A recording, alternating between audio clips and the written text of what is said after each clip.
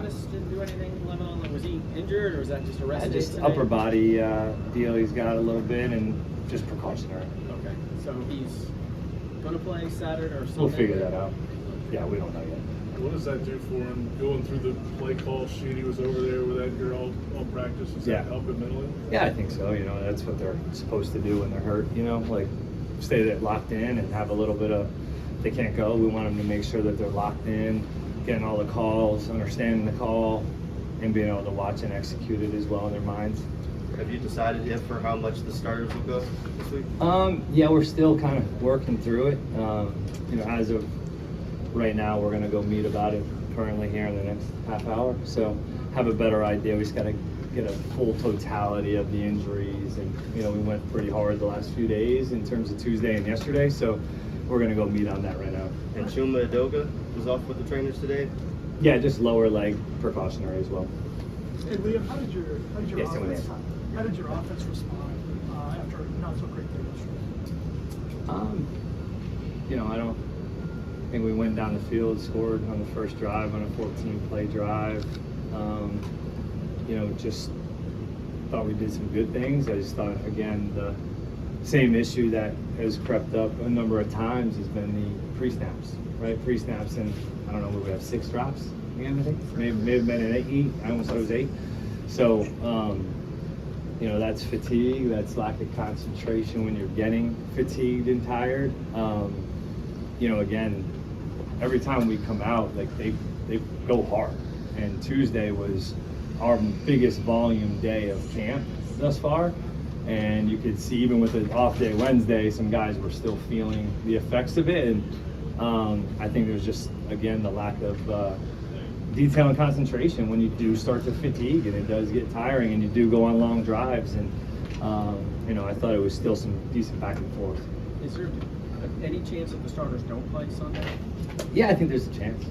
Yeah, there's a chance. I mean, it's just we got to go get this injury report and make sure, because I don't really want to do too many you're playing, you're not playing, that kind of deal. So we kind of need to just make sure that we're, if we are putting, you know, Trevor, we make sure we're, you know, we're protected and we have the right guys in front. Same with the runners, things like that. Just making sure that we're not putting people in vulnerable spots because we are injured.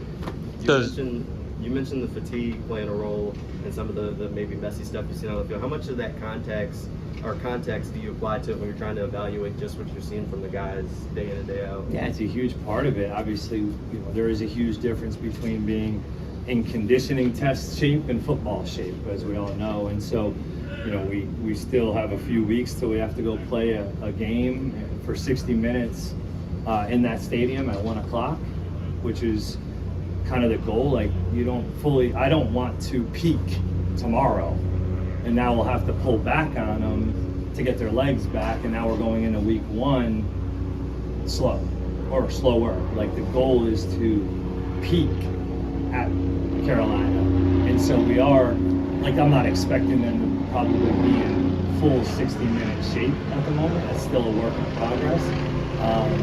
But the point you made was the point we talked about yesterday a lot, was when you start to get into those moments, that's when we need to do more to come together. Like, communicate more. Your legs are starting to go, you're starting to get tired.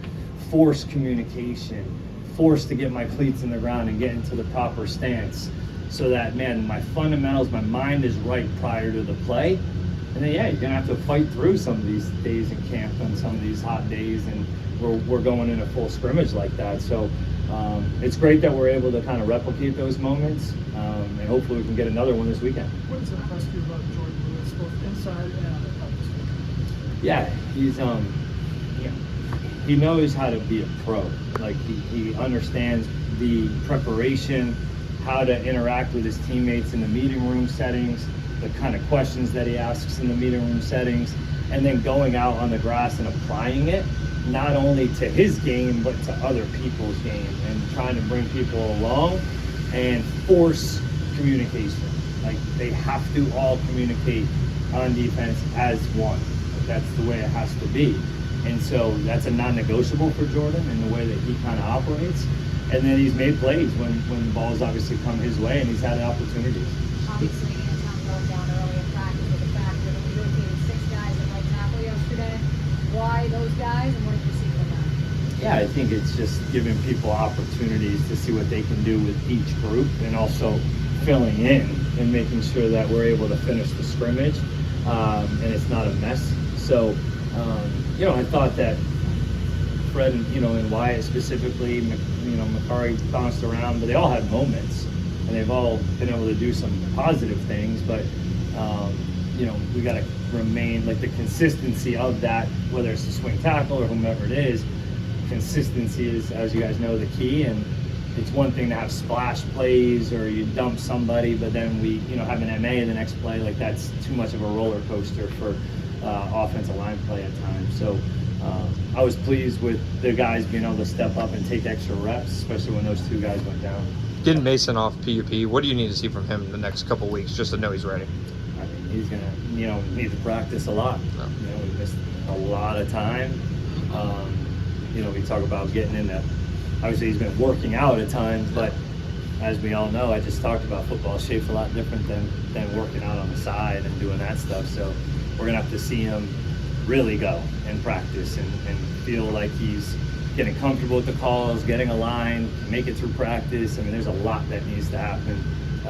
Obviously for him to feel confident and for us to feel confident for him to go out and be ready week 1. And then, For Armstead?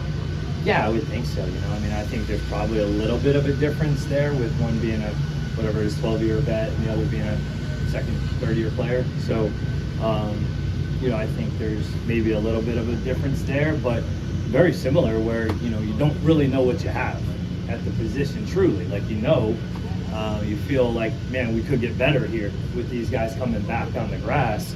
I actually watched the Raiders game from last year the other day. That was Mason's arguably one of his best games of the year, and it was fun to watch him, get off the ball, play physical and violent, and you could see he was kind of coming along towards the end there, and that's why it's such a bummer that we haven't been able to see it, but it is what it is. It's still a long season for him to get acclimated and get ready to play. Same with her.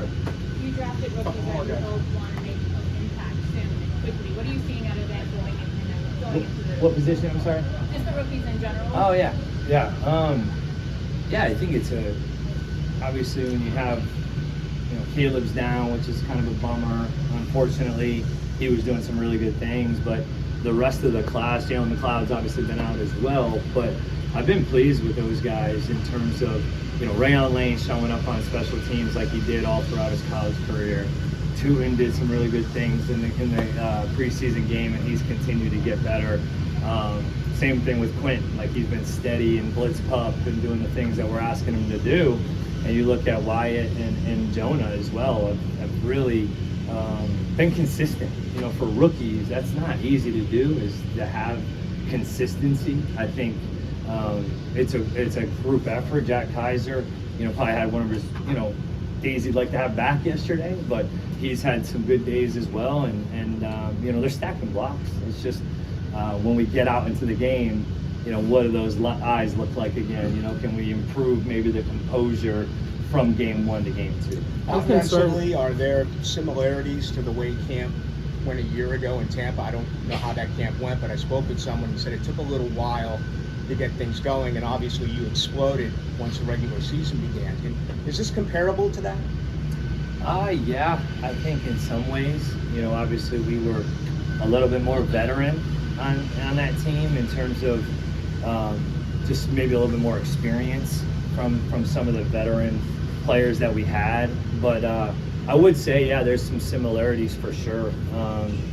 Going against Coach Pohl's defense every day was hard, and it took more time, I think, to get the run game going, just because we saw so much blitz and stunt and movements every day. But yeah, it definitely, it's going to continue to take time, guys. It's not going to be a finished product right now by any means. Where do you think Tank is mentally, physically, in his development? Yeah, I think I saw some flashes of, like, we had a good conversation, about a week ago or so, and just continuing to relay, man, like, you have a skill set that we really enjoy in terms of the way that you play the game, you play your tail off, you run hard as heck.